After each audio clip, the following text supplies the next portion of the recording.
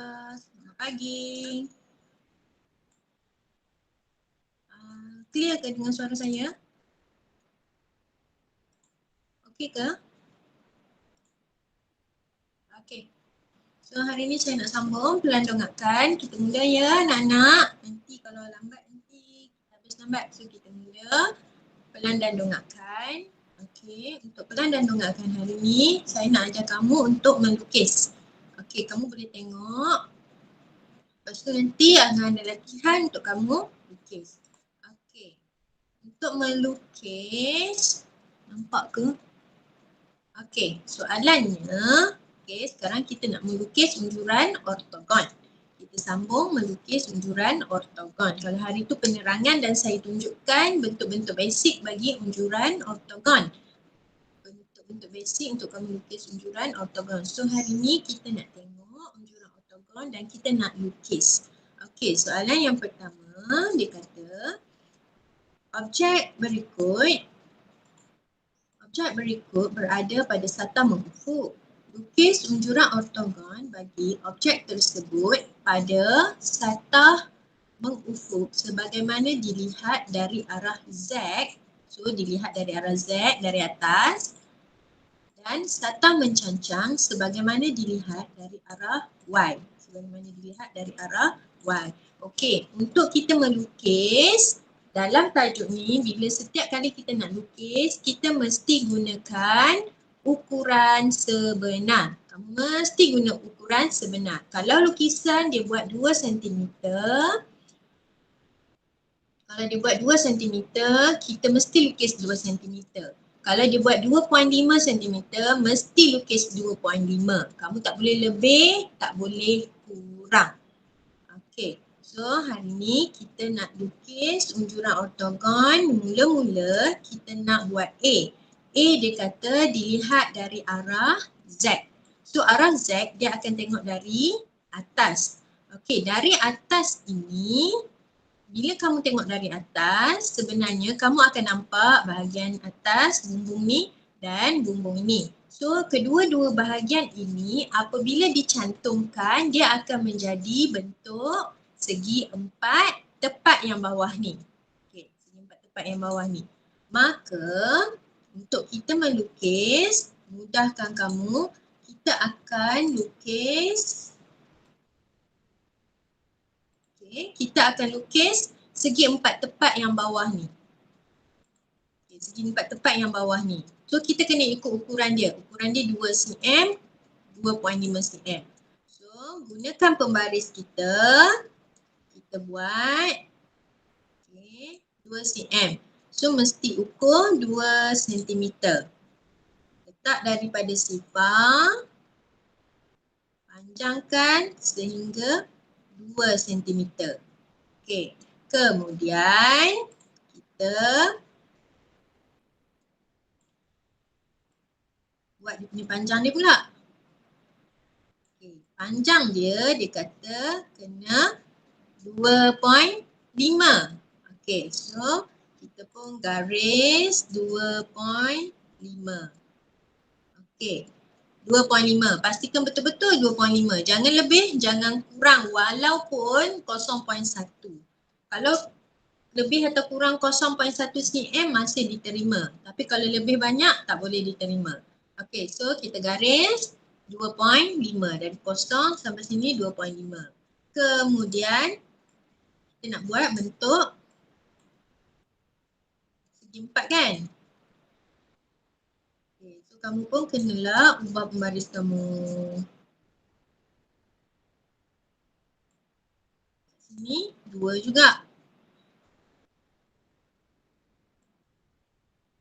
Okay, 2.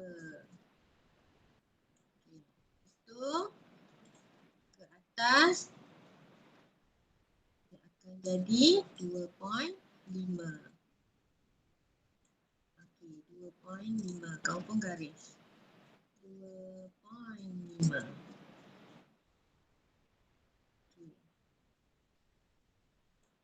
Dah siap unjuran ortogon kita. Okey, katakan kamu garis terlebih sikit. Okey, kalau terlebih sikit, itu akan ditolak markah. So garisan kamu mestilah betul-betul tepat. Okay, so ini adalah untuk soalan A. So kita boleh letak ni, kamu boleh labelkan ini untuk jawapan untuk A. Ini adalah jawapan untuk A. So kita tengok pula, kalau kita tengok dari soalan B, dia kata dari arah Y. So Y daripada hadapan, so daripada depan. Dari depan kalau kamu tengok, kamu akan nampak bentuk ni. Bentuk ni kan? Okay, sorry. Kita balik pagi soalan tadi. Soalan A tadi. Okay, soalan A tak habis lagi. Okay, soalan A, kita nampak bentuk segi empat. Tapi kat sini dia ada pembahagian 1 cm. So lebar kat sini 1 cm, kat sini 1 cm. Tadi kita buat 2 cm lebar kat sini. So kita kena gunakan pembaris kita. Kita ukur balik 1 cm. Okay. Ukur 1 cm. Okay.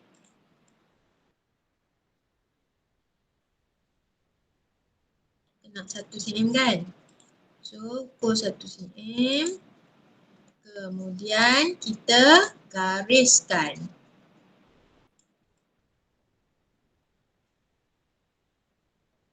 Okay, gariskan.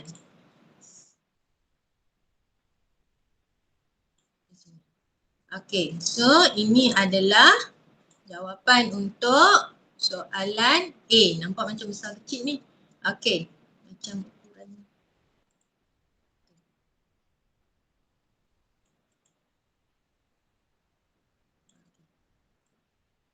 Okay, so kita dah buat 1 cm, 1 cm. Kenapa ada garis kat tengah? Sebab ada garisan ni. So ada garisan di tengah-tengah. Sekarang kita buat jawapan untuk B pula. Okay.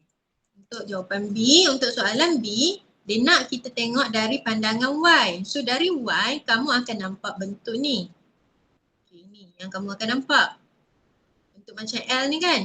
So kita kena ikut ukuran yang diberi. Ini 2.5 cm, ini 2 cm, ini tinggi dia 1 cm. Sebab dia bagi kat sini 1 cm. So 1 cm, ini 1 cm, ini akan jadi 1.5, ini akan jadi 1. So kita akan buat. Okay, kita buat dulu. 2.5 cm. Okay, 2.5. 2.5. Okey, 2.5. Kemudian kita buat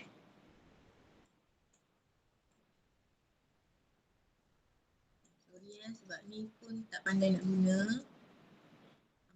Okey, so kita buat 2 cm. Sini. Lepas tu ni yang kat tepi ni. Ini tinggi dia 1 cm. So kita buat, naikkan balik kita punya baris.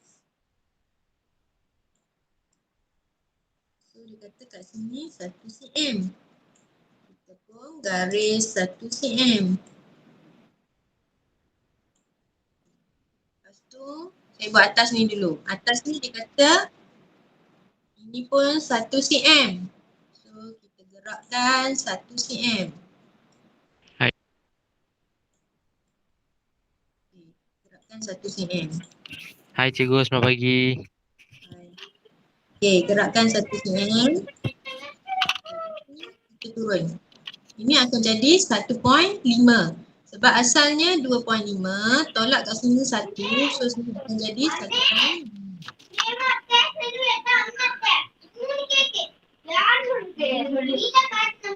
Azim, off-kan soundmu.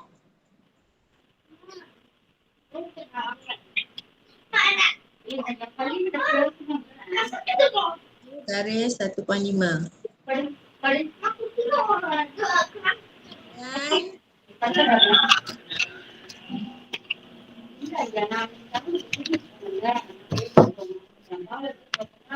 Dan cantumkan balik kat sini.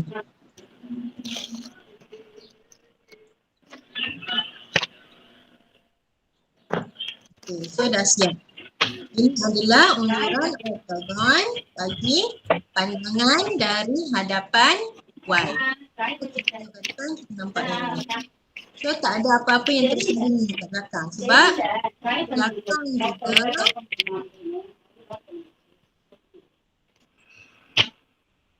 sebab di belakang ni juga bentuknya sama dengan bentuk di hadapan. So kita gunakan bentuk yang sama. Dia dah tak ada garis tambahan, garis putus-putus ataupun garis penuh. Okay, so ini adalah bentuk dari pandangan hadapan. So ada soalan nak tanya tak untuk soalan ni? Okay, kalau kamu tengok kat sini saya lukis ada nampak macam kat sini tak bercantum kan? Okay, kamu bila lukis nanti jangan tinggalkan ruang kosong macam ni walaupun sedikit sebab ni akan menolak markah kamu. Sama juga kat sini, kalau kamu perhatikan betul-betul dia ada sedikit terlebih tu, so ini tak boleh tapi sebabkan saya guna app so dia macam tak berapa nak pandai lagi. Okay, dimaafkan. So nanti bila kita lukis, kamu mesti guna garisan yang tepat dan tak ada lebih, tak ada kurang. Okay, mesti accurate. Okay, so kita tengok. Cikgu kalau terlebih kena tolak markah jugalah. Kalau terlebih dia akan tolak markah. Oh, okey. So, tapi dia tak adalah nanti kalau banyak yang lebih dia tak adalah tolak semua. Contoh macam ni kan. Ni lebih, ni lebih. Dia tak adalah tolak 2 markah. Dia akan tetap tolak 1 markah juga. Kalau tolak 2 markah nanti habis terus lah markah dia. Okay. Walaupun ada 1 tetap dia tolak 1 markah. Kalau ada 2 tetap tolak 1 markah. Okay. So sebab yang ni dia nak ajar kamu supaya lukis dengan tepat. Accurate. So nanti kalau nak jadi engineer, kita kena buat dengan tepat. So dia nak latih kamu untuk melukis dengan tepat. Okey, kita tengok contoh yang kedua. Nampak jelas tak daripada kamu punya tu?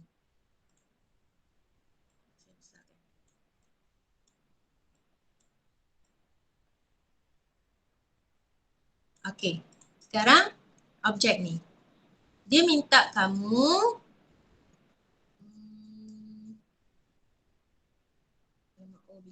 okey, sekarang dia minta kita lukis unjuran oktagon dari Z dan juga dari Y. So dari Z kita kena tengok dari atas ni, dari Y kita tengok dari depan. Okey, sekarang walaupun dia ada macam bumbung dia sengit ni, bumbung ni macam sengit kan?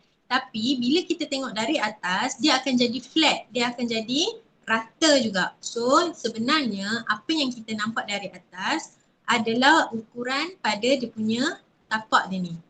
So dia ikut ukuran tapak dia. So ukuran tapak dia adalah 1 segi 4 tepat, 7 cm, 5 cm. So kita lukis ikut ukuran yang sebenar. So ini 7, kita pun buat 7. Okey, 7.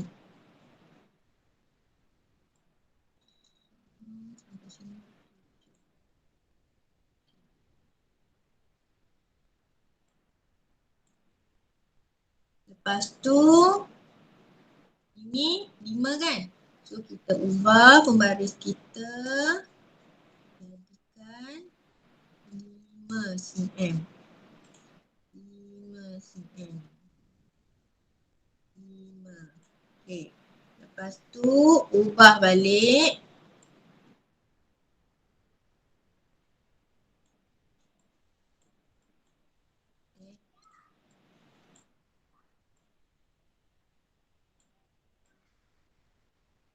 Kita ubah jadi 5 cm. Ini mesti 7 juga. 7. Kemudian baru kita naikkan, dia akan jadi 5. Okay. Ini dia akan jadi 5 cm. Okey. Sekarang kalau kamu perhatikan pada rajah ni, dia bumbung ni dia terbahagi kan. So dia ada garis kat sini. Lepas tu dia ada garis kat sini. Okay, so kita kena buat ada garis di bahagian dalam ni. Maka macam mana kita nak tahu? Yang ini tadi kita kata ini 7, ini 5. Okay. So yang ni kita tengok H kepada J panjang dia 2 cm. So maksudnya dari sini ke sini 2 cm. So kita gunakan pembaris kita ukur 2 cm. Okay. Kita ukur 2 cm.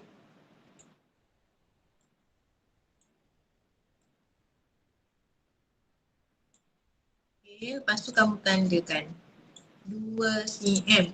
2 cm kat sini. Ini pun sama juga, ukur 2 cm juga.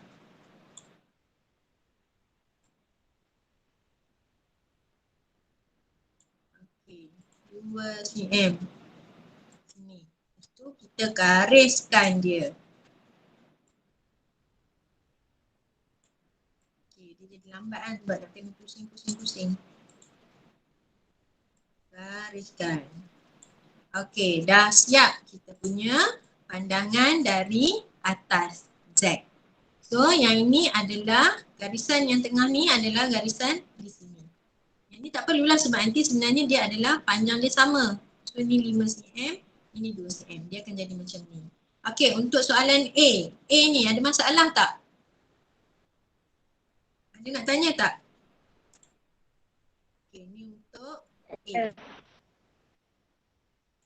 Sekarang kita tengok B. B dia kata sata mencancang sebagaimana dilihat dari arah Y. So bila dia tengok dari Y, dari depan ni. Kalau kamu perhatikan, kalau kita tengok dari Y, dari depan, kita akan nampak yang ini 5 cm, 7 cm.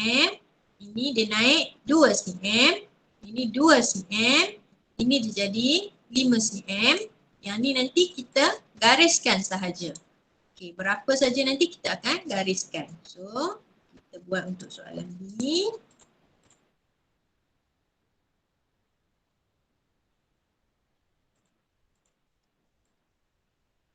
Untuk soalan B, kita gariskan 5 cm. 5. Yang tepi ni 5. Kemudian kita buat garis bawah ni 7.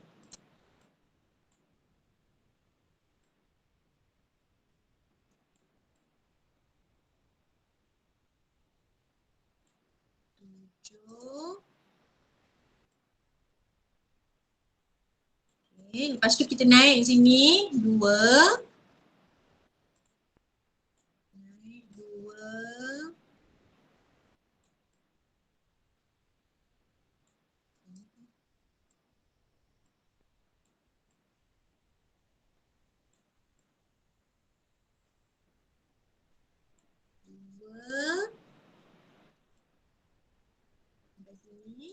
Lepas tu sini. Nampak tak yang ni? Saya tunjuk ni HJ ni 2. Sorry.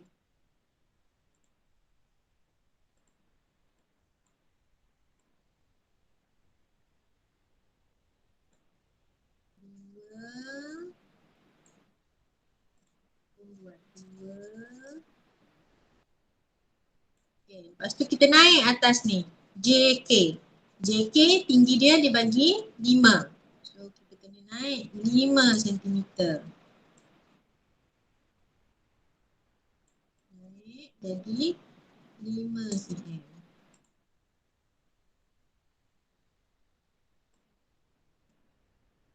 Okay. Ni kat bumbung dia kalau kamu tengok EK ni dia serong sebab FE panjang dia 5. JK panjang dia 5. So walaupun ni 5 tapi sebabkan dia ada lebih 2 kat sini kan. So yang ni kita tak tahu berapa ukuran dia. Kamu cuma ambilkan pembaris kamu, kamu sengitkan. So kamu tengok berapa saja ukuran dia tak kisah, yang penting dia akan tercantum. Kamu letak je pembaris kamu, kamu tengok okey dia dah sambung. So kita pun gariskan. Berapa saja ukuran dia kita tak kisah. Okey. Untuk soalan B ni, ada soalan tak nak tanya? Tak ada. Okay, tak ada. Kita move to the next example. Okay, the next example. Okay. Okay, untuk rajah seterusnya, dia masih lagi nak kamu buat unjuran oktagon dari pandangan atas dan pandangan sisi Z dan Y. So kalau kita tengok dari Z, okay, bila kita tengok dari Z, kita akan nampak bumbung dia yang serong ni. Tapi bila tengok dari Z, yang serong ni dia takkan serong. Dia akan terus menjadi mendatar. Maka kita akan lukis ikut lukisan bawah ni. 6. Okay, ini berapa ukuran dia? Dia kata ini 4. So, ini akan jadi berapa ni? 4. Oh, dia tak bagi penerangan. Ini 4. So, kita ambil ni 2. Okay, kita ambil ni 2. Kita ambil ni sama panjang. 6, 6. Okay, yang bawah ni. Kemudian kita cantumkan. Bila kita tengok dari atas, kita akan nampak juga bahagian ni. So, kita akan lukis juga ni 4, ni 3. Okay.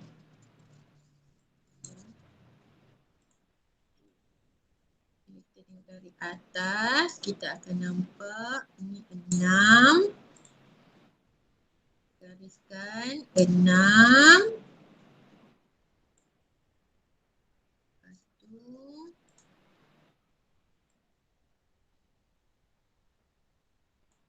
6 lagi.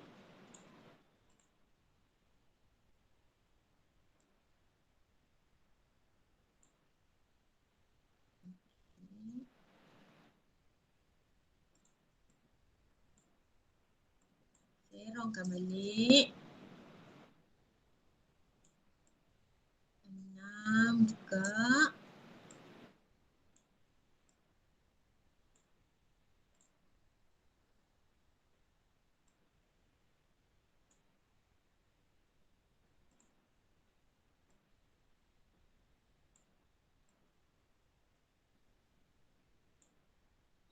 Gariskan ni 6.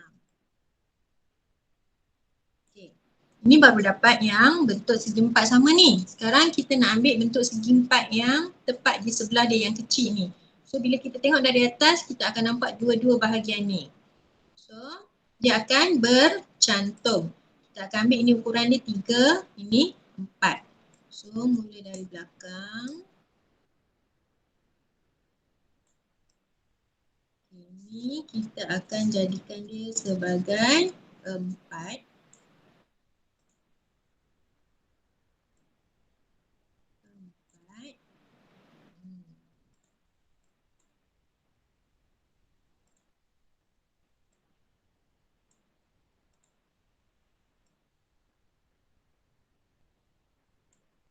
Lepas tu ini, ini 3.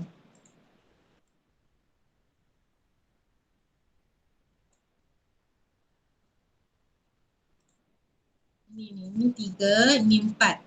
So ni 3. Sorry. 3.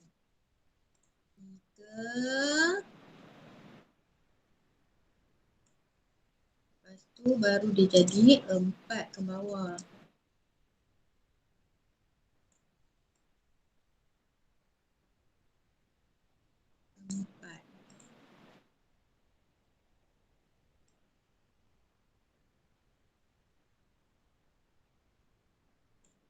Lepas tu 4 ni 3 balik. Akan jadi 3.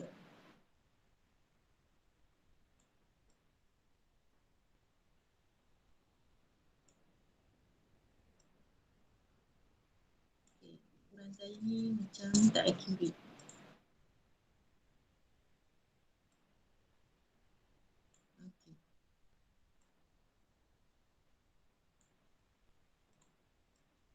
So bila kita tengok dari atas, kita akan nampak tapak ni 6, 6, 6, 6.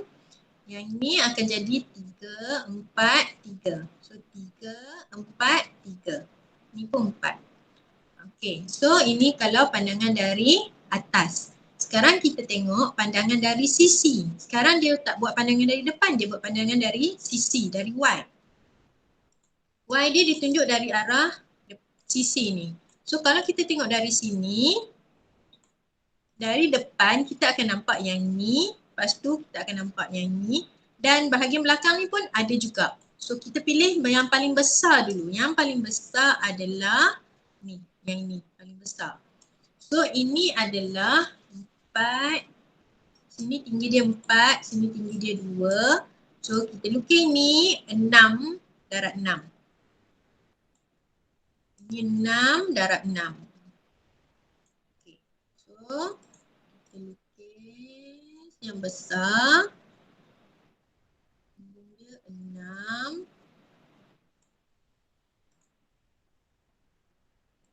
6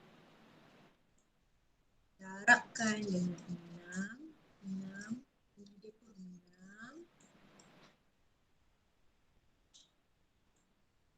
So ini 6.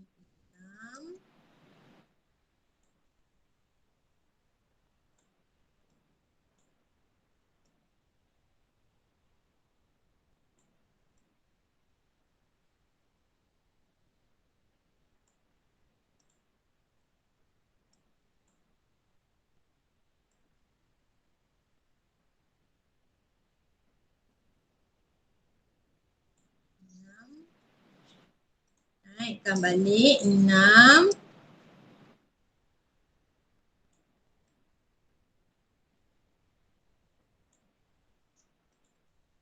Okay, naikkan balik 6.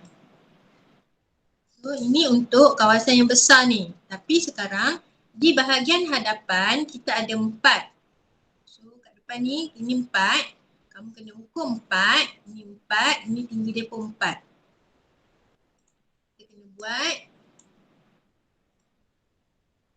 Sebab kita nampak dari depan ada petak ni. Yang kecil ni. 4 kali 4 kali 4 ni. So kena ukur 4. Letakkan kat sini.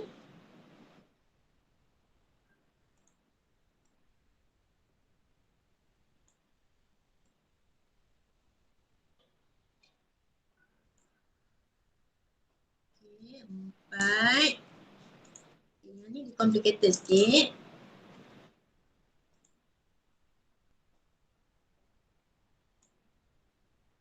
Letakkan 4. So kamu boleh gariskan nanti ni. 4. Okay, tembusan pula.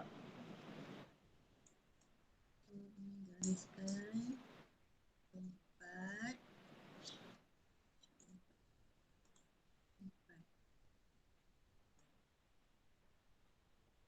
Okay. Ini yang kita nampak kat depan ni. Tapi sekarang kat belakang ni ada juga tapi tinggi dia 5. So tadi tinggi dia 4 kan yang ini. So kita tambahkan lagi 1 cm.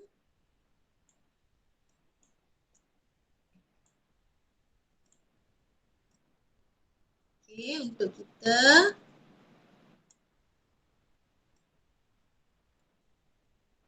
di bahagian belakang ni ada. Kat belakang ni kita tak nampak tapi kalau ikut video dia kata kamu bayangkan ini transparent, so akan ada satu garisan kat belakang ni. So di mana tinggi dia ni 5 cm. So tinggi dia 5 cm. So kita tandakan.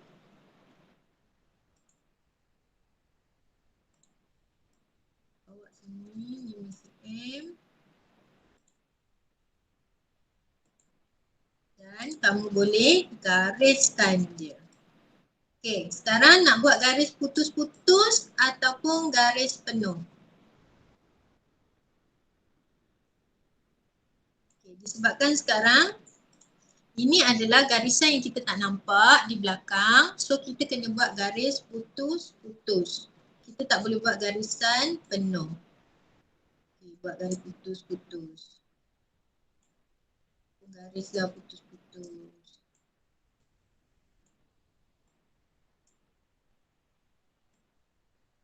Okay, dah siap. Okay, so ini adalah pandangan dari Y. Kalau kita tengok dari depan, yang ini kita nampak, so yang ini. Okay, yang ini yang kita nampak yang besar, paling besar kan? So ni yang besar ni. Yang belakang ni yang kita tak nampak sebab tu kita buat garis putus. Okay, so rasanya macam ni saja. Ada soalan nak tanya tak untuk 3 soalan ni?